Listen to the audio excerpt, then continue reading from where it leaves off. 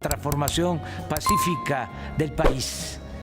Epigmenio Ibarra volvió a dejar en ridículo a Ciro Gómez Leiva, que ya no sabe ni cómo confrontarlo ante los argumentos que presenta Epigmenio en su programa los días miércoles, mis estimados amigas y amigos preóndenos.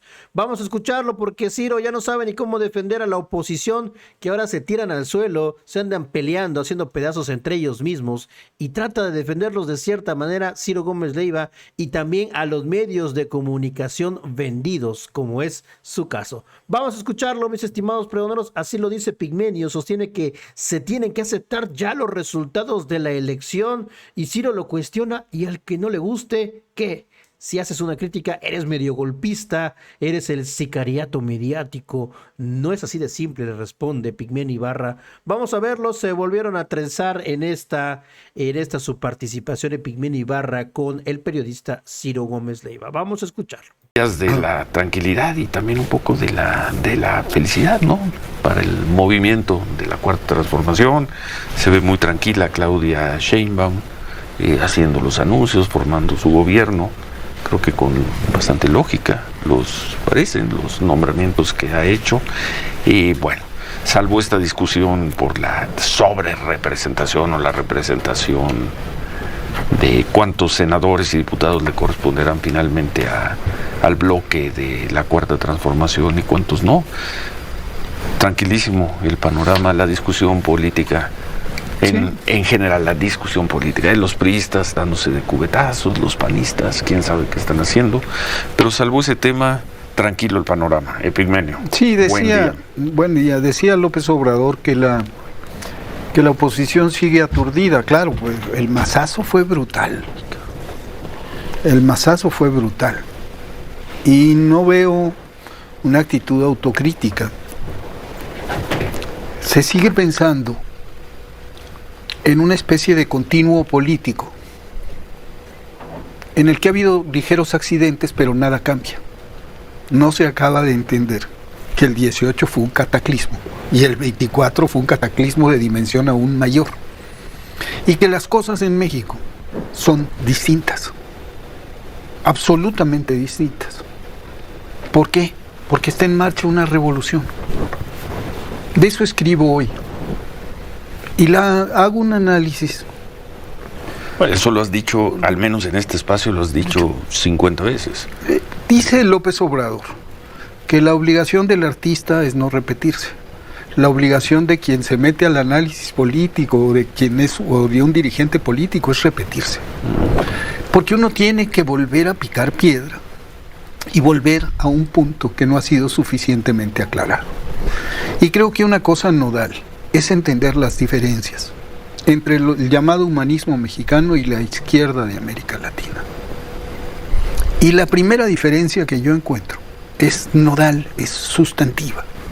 Con eso empiezo el artículo, diciendo que muy distinto al de Chávez, al de Maduro, al de Evo Morales, al del propio Lula o al de los Kirchner en Argentina, para no hablar de Bukele en El Salvador o de Ortega en Nicaragua, es el comportamiento de López Obrador y de Claudia Sheinbaum. Y me pregunto por qué. La izquierda en América Latina ha tenido, y es parte de su sino trágico, un apego irrefrenable e histórico al poder. En cuanto llegan al poder, hacen hasta lo imposible para perpetuarse en él, las mismas figuras. Y quienes pudieron haber sido grandes presidentes, Evo Morales, a fuerza de repetir, se van desgastando y desgastando a sus movimientos. Y entonces la izquierda mexicana, el humanismo mexicano tiene un principio nodal: la caducidad del poder. El poder en México tiene fecha precisa de caducidad. No importa que seas una revolución triunfante, que tenga 60% de los votos, que sea una segunda victoria al hilo, que obtengas una mayoría en el Congreso. Eso se acaba con una fecha muy precisa.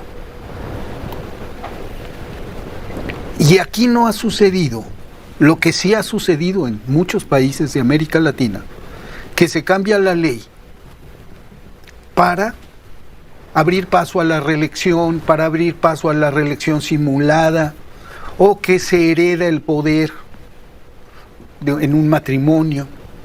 Aquí no ha sucedido ni va a suceder por la naturaleza de este movimiento. Aquí vamos a ver a López Obrador irse y a Claudia Sheinbaum irse cuando le toque. Y vamos a ver, ya lo estamos viendo, a una presidenta que se somete a la revocación de mandato y una presidenta que tiene una primerísima iniciativa para prohibir la reelección en todos los puestos de elección popular, que refrenda esta convicción, este principio nodal de la Cuarta Transformación, que la hace distinta a toda la izquierda del mundo. Es una revolución. No a la izquierda europea, por ejemplo. No a la izquierda europea democrática. Pero ahí voy a otros detalles, también a otras singularidades, pero sí muy distinta de la izquierda latinoamericana. Muy distinta. Muy distinta. Y el problema del apego al poder es un signo trágico que ha marcado el destino de la izquierda de América Latina y que ha condicionado incluso sus propias perspectivas de victoria. Grandes movimientos se han convertido en nada o han dado paso a gobiernos de ultraderecha o de derecha. Lo estamos viendo en Argentina. El kirchnerismo condujo a la debacle. Entonces, la Cuarta Transformación tiene características, además de la falta de apego al poder, es el sentido del poder, el origen del poder. Y tiene otra cosa que es nodal. No hay una vanguardia, como suele suceder en la izquierda latinoamericana, una vanguardia intelectual, una ilustrada, que conduzca al movimiento. Es un movimiento que tiene una raigambre distinta, que se mueve desde la base hasta la cúpula. Decía López Obrador que la vanguardia no va adelante, va en medio. Y esa es una concepción radicalmente distinta de lo que ha sucedido en América Latina. Muy pocos movimientos lo han tenido. El Ejército Revolucionario del Pueblo en El Salvador tenía esa noción de que la vanguardia no iba al frente, iba en medio. Bueno, entonces de eso hablo, y hablo de una revolución que coexiste con sus más feroces adversarios en condiciones de absoluta y... Los más feroces adversarios que se expresan en una competencia electoral. A veces limpiamente y otras no tanto. Y a veces no tanto. Y también con adversarios no declarados en los medios. Adversarios no declarados en los medios, que dicen actuar desde el punto de vista estrictamente periodístico cuando no es así. Más que adversarios en medios, los medios buscan un auditorio, y si ese auditorio lo reprueban, desaparecen. Los medios no están en una competencia contra el poder. Ciro, no van en este país los medios han caído muchas veces en la tentación no de buscar una audiencia, sino de dirigir a la audiencia y de dirigir al país. Todos los medios en el mundo tratan de tener la mayor audiencia posible. Pero hay una perniciosa involucración de los medios en el poder, y la hubo durante muchos años. Hubo una conexión. ¿Te refieres a quién? ¿A Televisa? ¿A todos Ricardo los Salinas medios? Pliego? A la gran industria mediática en este país. Vamos a una pausa. Tenemos que hacer corte y regresamos con ese tema polémico, controvertido. 8:20 bolos. Nos quedamos 8:25. No, hablábamos de las características. Que nos escriben por ahí, dicen que quieren polémica. Pues no, tampoco es a ver qué polemizamos. Sí, pero bueno, venga. Hablábamos de las características de este proceso de transformación, que me parece que es único. Hablábamos de la relación con el poder mediático. Sí. Decía yo, y tú no estás de acuerdo, que el poder mediático ha tenido en este país una vinculación perniciosa con el viejo régimen. Perniciosa. Y yo creo que es uno de los lastres más profundos para la democracia en nuestro país. Esta vinculación entre medios que quieren gobernar o influir decisivamente. ¿Te refieres a los dueños de los medios? Pues a los dueños de los medios. A los dueños de los medios y a voces en los medios que asumen un papel de líderes de opinión y lo asumen y se convierten en una suerte de promotores. ¿Qué es asumir el papel de un líder de opinión? No, asumen Sí. el papel de Sí, líderes de opinión y lo transforman casi en liderazgo político. A ver, ¿pero qué es asumir el papel de líder de opinión? Tienen acceso a los espacios privilegiados en la radio y la televisión. Sí. Espacios que puedes perder de un día Que puedes a otro. perder, Sí, pero sí. que en los que muchos... Sobre todo si nadie te escucha o en los nadie que te ve, lo muchas de las pierdes seguro. Si tú Sí. analizas el comportamiento, las grandes figuras de la radio y la televisión llevan en sus espacios muchos años. Han sido muy dominantes. ¿Y a qué se deberá? A su éxito, a su éxito. A que se han comunicado con También un público que no es el público de los... ¿Cuántos votos tuvo Claudia? 35. 36 millones.